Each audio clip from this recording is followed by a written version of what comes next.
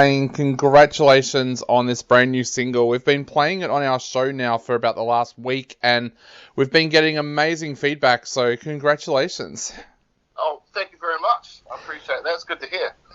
So, mate, tell us a little bit about what you've been setting out to achieve with this track, because it is such a deeply personal track. Tell us a little bit about that, what sparked it in the first place. I think for me, I was just having a bit of a moment, and you reach that point and you're like, what can I do in this moment? I feel stuck, and then realise that there's nothing you can do, and it's a bit of a release. And it's about then finding something good to focus on. So it's really about that point of release where you finally realise that everything's going to be okay. It's a track that a lot of people can relate to at the moment because of what we're going through, especially here in Melbourne with the lockdowns and everything. Was that something that kind of sparked it as well, what we've been going through as a community over the last couple of years? 100%, yeah. So it was written, during that time. So I was obviously just feeling, what everyone was feeling was kind of like on a collective, really, And I was like, just kill me, please. It's like, well, it's not really what we want. But yeah, it was definitely influenced by that. So was it a hard song to write, or did you find that it actually flowed pretty easily? It came really easily, actually, so I was really happy with that. I had the chorus first with the lyrics. Usually I write the music all first, but I had this one first, and then once I'd done the music, everything just fit nicely, and then the verses just flowed as well. Yeah. The other thing that I noticed particularly is it's very different to the work that you were doing with Left for Wolves. So tell us a little bit about that journey for you now as a solo musician. What's that been like for you? Yeah, it is quite different. The transition was quite smooth because I wrote all the music for Left for Wolves as well. But as far as stylistically going, I think the first song just came out. I just picked up a guitar, and the first thing I played became a Cold Word song, which I'm going to be putting out next, I'd say. And what it really reflected to me was the stuff I was listening to when I was a little bit younger. So like the grunge and post-grunge stuff, which I really loved.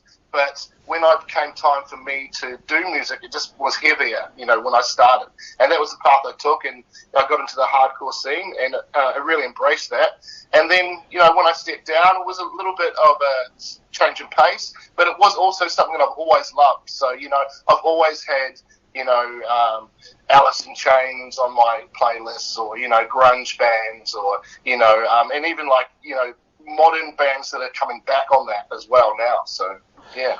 Who were some of those bands that you listened to as a kid? You mentioned Alice there, but what were some of the other bands that you were listening to when you were growing up that kind of got you into music? Okay, yeah. Well, my time of hero worship was, in the new metal 90s, 2000s time. Yep. So I was into Alice in Chains, Soundgarden, Pearl Jam, and then Korn, Deftones, bands like that. So you can hear like Deftones influence on what I'm doing, Alice in Chains, and then the in-between bands like Stained were kind of, like a grunge new metal band. So yeah. And then I take a lot on more modern stuff as well. I listen to a lot of modern music like Sleep Token, bands like that who incorporate a lot of the modern techniques, but then they also nod back to older times as well. Definitely. And what's your plans here on, like, are you going to hopefully do some shows when everything opens back up? What are the plans for you now as a solo artist? Yeah, 100%. We're planning on doing some shows. So I've got a couple of boys, that happen to be boys, ready to play with me when we do get together live. So at the moment, it's been a bit hard. We've just been keeping in touch every now and then, letting them know, what's going on. And basically, as soon as we can, we're going to pull the trigger on that. So hopefully it looks like we might be able to practice soon. And that's the first step to getting back on stage, I suppose. Yeah. With everything that was locked down, how difficult was it even for you to record this track? Like, that must have been hard in itself.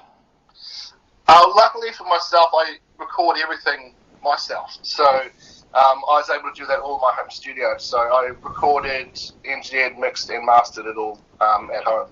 Now, the one question that we keep on getting from people when they listen to this track on our socials is this part of something bigger? Can we expect an EP or an album from you down the track as well? 100%. So the plan is to put out another single, which I'll be hopefully doing this year. That's the plan. And then next year we'll be putting out an EP, which will be all different songs. Awesome. Well, mate, we're going to take another listen right now to Kill Me Please. So is there anything you'd like to say to all of our listeners out there before they take another listen to this amazing track? Yeah, sure. Thanks very much for listening. If you like it, come on the journey, join me online. And yeah, just know that, we all feel down and we all have those rough times, but, just stick in there and times will get better.